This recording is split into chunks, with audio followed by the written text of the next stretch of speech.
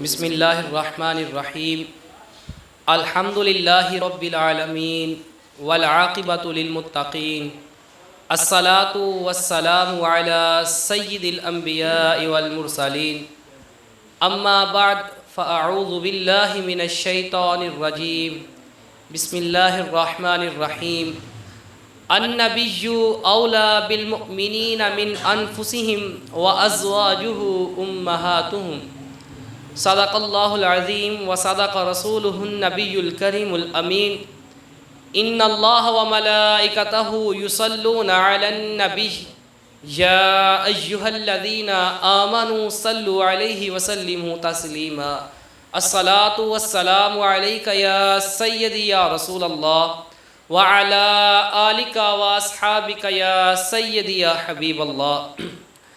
حضرات محترم، محمد کی محبت دین حق کی شرط اول ہے۔ محمد کی محبت دین حق کی شرط اول ہے، اسی میں ہو اگر خامی تو سب کچھ نامکمل ہے۔ سامعین ذی وقار، جس قرآن مجید کی تلاوت کرنے کا مجھے شرف حاصل ہوا، اس کا ترجمہ یوں ہے کہ آقا علیہ الصلاۃ والسلام مومنوں کی جان کے زیادہ مالک ہیں، اور ان کی بیویاں اور آقا علیہ الصلاۃ والسلام کی بیویاں ان کی یعنی کہ مومنین کی مائیں ہیں۔ اور صحیح مسلم اور صحیح بخاری کی حدیث مبارکہ ہے۔ اس حدیث کو انس بن مالک رضی اللہ تعالی عنہ اور ابو ہریرہ رضی اللہ تعالی عنہ روایت کرتے ہیں کہ آقا علیہ الصلاۃ والسلام نے ارشاد فرمایا، لا یؤمن احدکم حتی اکون احب الیہ من والدہ وولدہ والناس اجمعین۔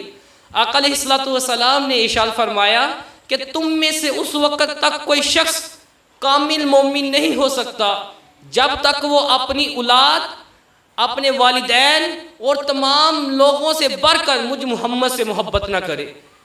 حضرات محترم، یہ شعر اور قرآن مجید کی آیت مبارکہ اور حدیث مبارکہ سے ہمیں پتہ چلا ہے کہ آقا علیہ الصلاۃ والسلام سے محبت یہ دین حق کی شرط اول ہے۔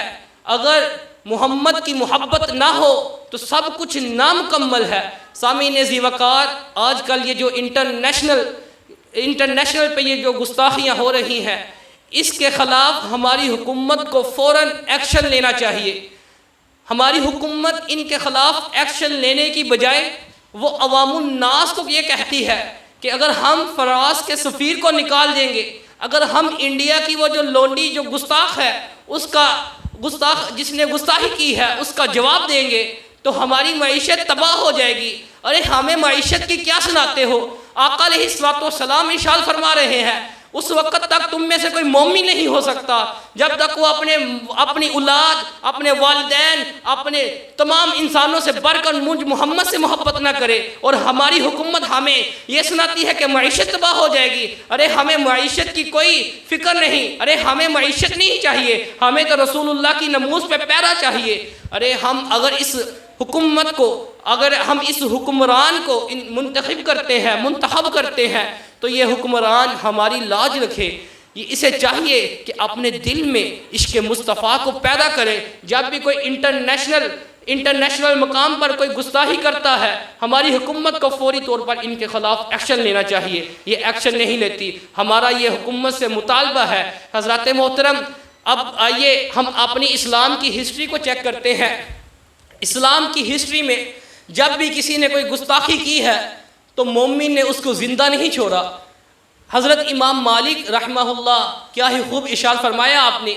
آپ کہتے ہیں کہ اس دھرتی کے اوپر یا تو گستاخ زندہ رہ سکتا ہے یا مومن زندہ رہ سکتا ہے۔ اس دھرتی کے اوپر مومن اور گستاخ اکٹھے زندہ نہیں رہ سکتے۔ اللہ اکبر۔ حضرات محترم، وہ عمیر بن عدی، ان کا عشق رسول دیکھیے کہ آنکھوں سے نبینہ ہیں، صحابی رسول ہیں۔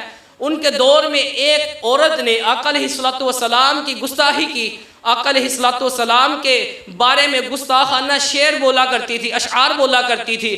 حضرت عمیر بن عدی نے یہ منت مانگی کہ آقا علیہ الصلوۃ والسلام جب غزوہ سے واپس آئیں گے تو میں اس گستاخ عورت کو نہیں چھوڑوں گا، اس کو میں قتل کر کے ہی رہوں گا۔ جب آقا علیہ الصلوۃ والسلام واپس آئے تو یہ عمیر بن عدی نبینہ صحابی ہیں، ان کا عشق رسول دیکھیے کہ اس عورت کو راتوں رات اس کو مقام پر اس کو پہنچا دیا، اس کو قتل کر کے واصل جہنم فرما دیا۔ تو حضرات محترم، یہ ہمارے صحابہ کا طرز عمل تھا، یہ ہمارے صحابہ کا یہ عقیدہ تھا کہ گستاخ رسول دنیا میں زندہ نہیں رہ سکتا۔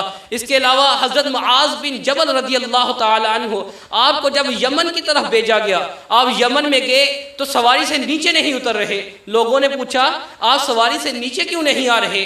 آپ ارشاد فرمانے لگے کہ میں نے سنا ہے کہ اس وادی میں، اس بستی میں ایک گستاخ رہتا ہے، جب تک وہ اس بستی میں رہتا ہے میں اس بستی میں اپنا قدم نہیں رکھوں گا۔ اللہ اکبر، یہ ہمارے صحابہ کا یہ عقیدہ ہے، اور فتاوی عالمگیری کے اندر موجود ہے۔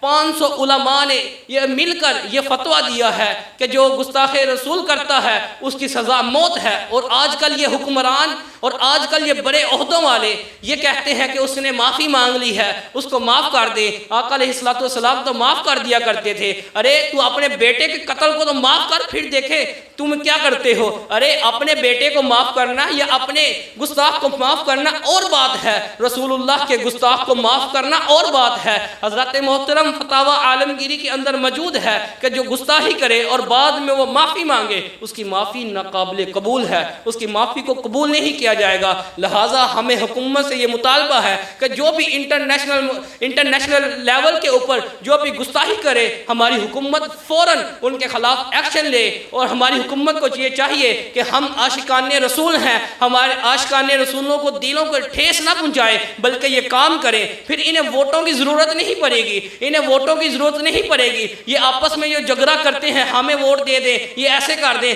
ارے تم اپنے دل میں عشق رسول پیدا کرو، یہ دیکھنا ہم عاشق رسول آپ کے اوپر بھی اپنی جانوں کو نشاور کر دیں گے۔ حضرات محترم، ہمارا حکومت سے بس یہی مطالبہ ہے کہ وہ اپنا کام کرے، اور ہمارے جو عاشقان رسول ہیں ہمارے دلوں کو نور سے منور فرمائیں۔ ہمارے دلوں کو تب ہی سکون ملے گا جب وہ گستاخ عورت اور وہ جو گستاخ فرانس کے گستاخ ہیں ان کو ہماری حکومت جواب دے، پھر ہمارے دلوں کو سکون ملے گا۔ حضرات محترم، میں انہی الفاظ کے اوپر اپنا اختتام کرتا ہوں۔ وما توفیقی الا باللہ۔